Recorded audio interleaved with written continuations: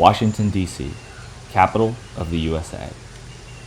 Born on the swamp, this city holds deep history and secrets. The Anacostia River. It flows from Prince George's County in Maryland into Washington, D.C., where it ultimately empties into the Potomac River at Buzzard Point. This river not only holds great historical and cultural significance, but remains D.C.'s best-kept, dirtiest secret. The river's history outlives America itself, and since the city's founding, has taken a turn for the worse. And I intend to do something about it. My name is Dylan Whitehead. I've lived in DC's Navy Yard for a year, right next to Buzzard Point. I've seen firsthand the buildup of debris and trash at this location without much being done about it. I've always loved the outdoors. I spent most of my life in nature. Seeing this happen right before my eyes fills me with a deep sorrow and a compulsion to help in my own small way. This is Washington, D.C., home to some of the most influential and powerful people in the world. But it has a dirty secret. The Anacostia River has become polluted beyond belief. The long, complicated history of this river shed the light on issues that might not seem visible to the human eye, but are all the more prevalent.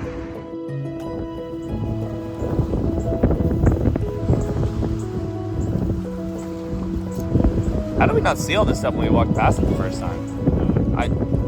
I didn't see any of this. I don't remember seeing any of this.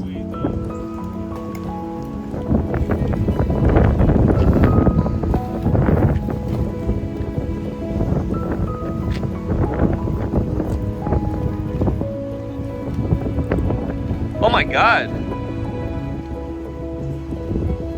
Well, you just found a ton of stuff back there, Kayla. That's crazy. Yeah, up here too, it's like it just gets worse.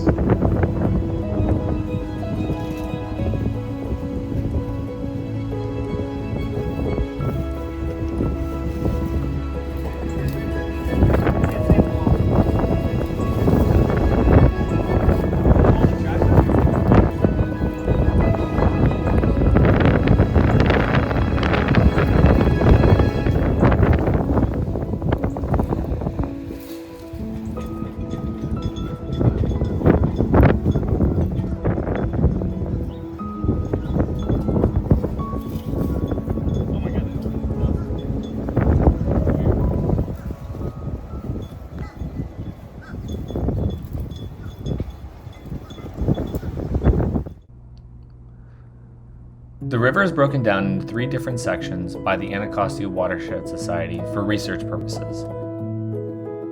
Section 1 begins at the top of the river in Maryland and continues until it reaches Section 3, where it merges with the Potomac.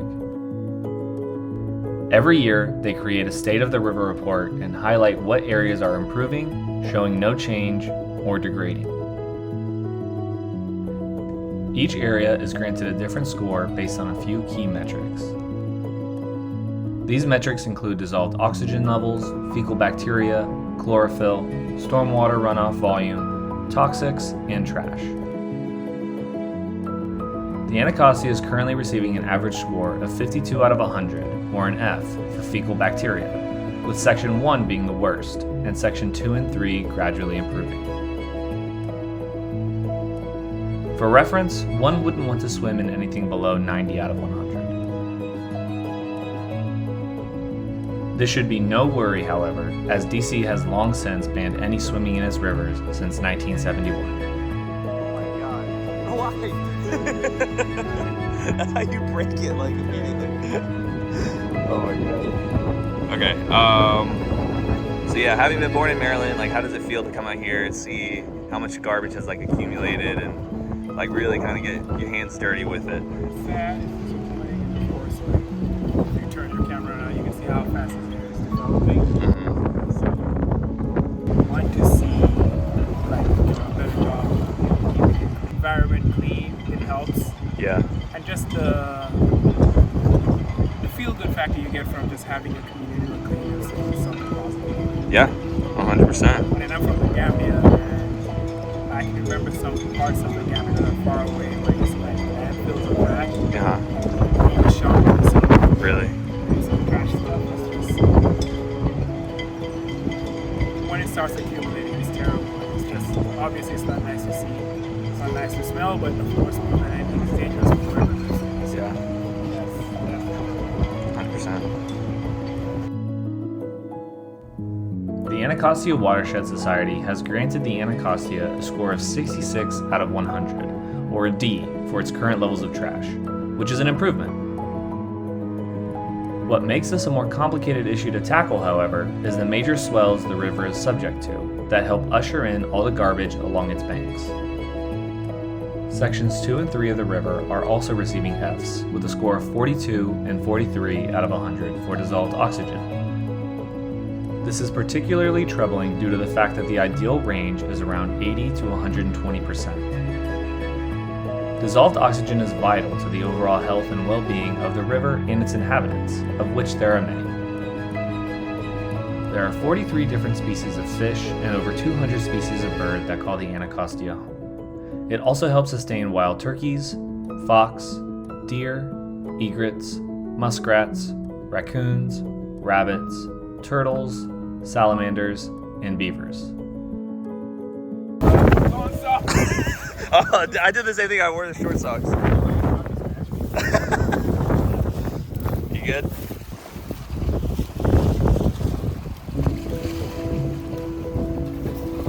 Man, it's actually a lot. I thought it was just those bottles. Man, if it wasn't so like crazy out right now.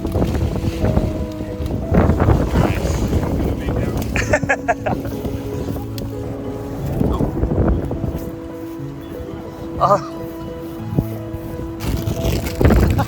That was a big piece too. That was like,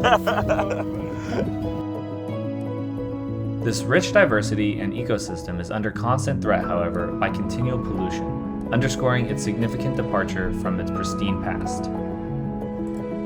It is estimated that 4,000 years before English settlers arrived on its shores, the Anacostia was a source of wealth and community. The name Anacostia can be traced back to its Native American origins. The name means trading village. The Nakontank villages, which dotted the south side of the Anacostia River, were busy trading sites for Native Americans from all over the region. The formal founding of the city of Washington, D.C. marked the beginning of the downfall for the river's health, where it essentially became a dumping ground for settlers. Much of this was due to the major land alterations that the city planners had in mind. As one can see, there used to be a tidal basin that would come right in front of the Washington Monument. But in the interest of expansion, the city pushed it out. so coming from one of the cleanest countries on earth, how does it feel being one of the dirtiest countries on earth? Honestly, it's eye-opening. I didn't really know the extent of the trash until we actually got out there hands-on. Most of it's not even accessible because as soon as there's swells or a wind comes along, it gets washed right away and floats down who knows where, polluting in other areas.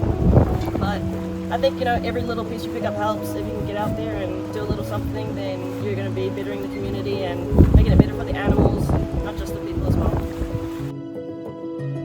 Water displacement is a very tricky issue, and when you're playing with water, you may as well be playing with fire.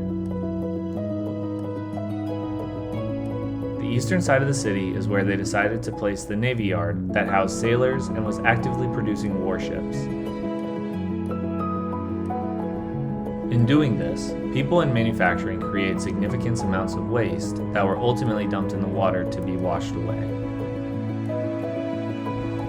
This is a practice that continues to this day, with much of the DC sewage being pumped directly into the river.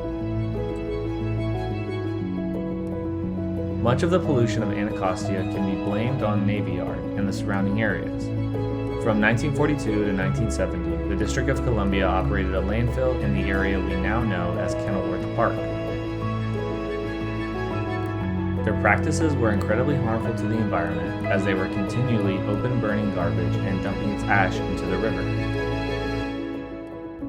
With this landfill being quite large, it was responsible for processing the waste of several surrounding districts. It wasn't until 1970 that their operations ceased. The plant ended up shutting down due to the tragic death of a 7-year-old boy who found himself trapped inside an illegal trash dump managed by the Kenilworth landfill. In 1968, Kelvin Mock was playing with his friends inside this illegal trash dump when it suddenly burst into flames. His friends managed to escape, but unfortunately, he could not. Outrage from the community led to the closure of the landfill that was later filled in with soil and is now Kenilworth Park. However, there are still very dangerous chemicals left over from its landfill past within the soil today. The origin of the problem, DC water. Behind me used to be where sewage was pumped directly into the waterways. Lately, less sewage has been pumped, but it is still occurring at an alarming rate. Throughout the years, things have gotten significantly better, but there is still much work to be done. The Sewer Authority of DC is responsible for continual pollution as well. In 1999, the system that was used to process human waste was a century old. That is when the city announced its $3 billion plan to build a new system as a part of the DC Water's Clean River project, with the goal of reducing sewage entering the waterways by 98%. The new tunnel would be called the Anacostia Tunnel System. They didn't break ground on this project, however, until 2015.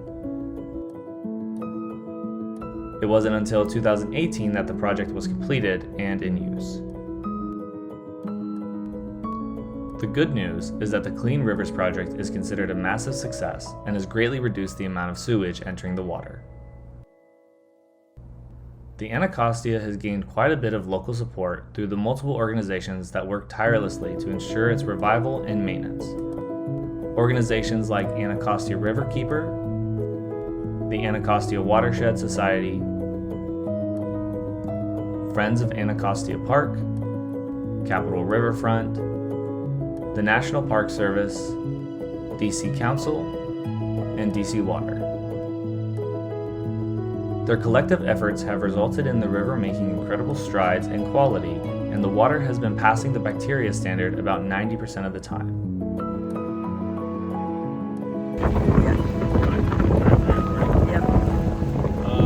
Big day today. Big cleanups. No biggie, no biggie. No, it was surprising how much garbage we collected in such little time just to bring that effort and dog effort. And the work is so far from over with regards at least to what we were able to pick up and it's in the water versus what's on the shores. Very different things. I think the design of the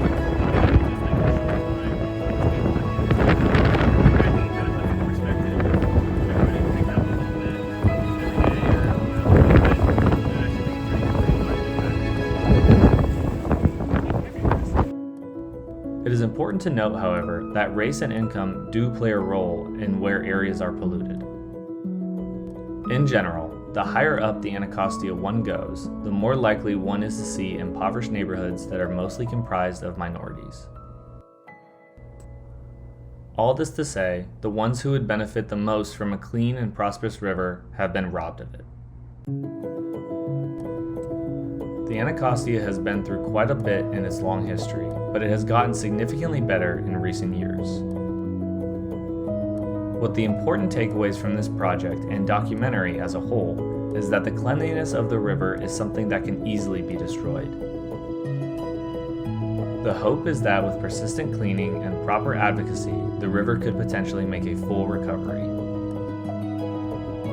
Recovery is no accident, and there is a long way to go. But through good practices in rehabilitation, prevention, and maintenance, there is a very bright future for the Anacostia. And who knows, maybe one day soon we'll all legally be able to take a dip.